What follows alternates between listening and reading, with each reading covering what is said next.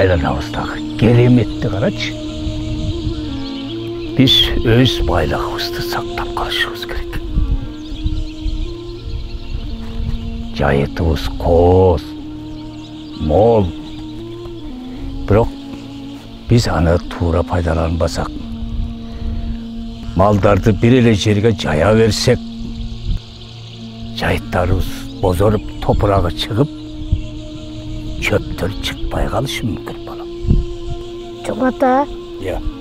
Анда эмне кылыш керек? Балам, ата-бабаларыбыз малдарды жайоо жана жерлерди эс алдыруу үчүн бир жайлоодон экинчи жайлоого көчүп жашашчу экен. Анткени жерлерди эс алдырып, чөптөрдүн уругу жерге түшүп жетиш үчүн ошентип жашашкан экен. Биз дагы ошондой кылышыбыз керек балам. Урматтуу Жайыт комитетинин кесиптештери, бүгүн биз жайытка болгон күч келтирүүлөрдүн баардыгын бөлүштүрүшүбүз керек.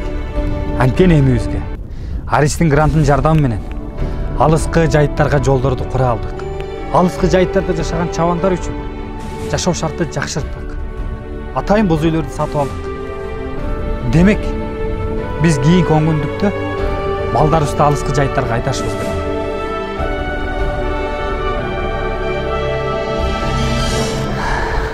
Ал эми бул жайыттарды болсо эс алдырабыз.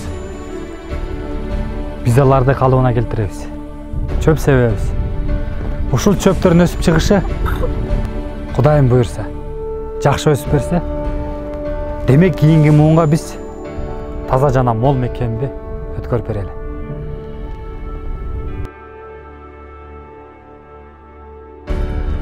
Долбоордун максаттарынын бири жайыт колдонуучулардын потенциалын жогорулатуу болгон.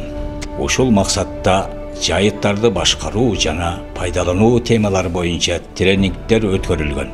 Ал тренингдер жеринде эле теориялык билимди жогорулатууга жана практикалык өнүмдөргө ээ болууга багытталган.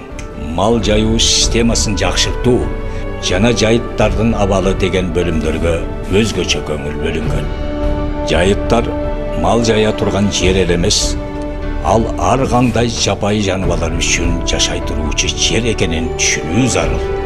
Ошондуктан жайыттардын абалы жалпы экосистемасынын сапатына таасир этет.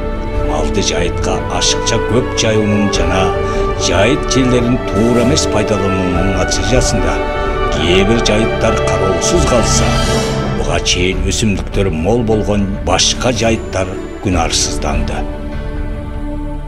Жер байлыктын жалгыз булагы жана аны айыл чарба гана арбытат.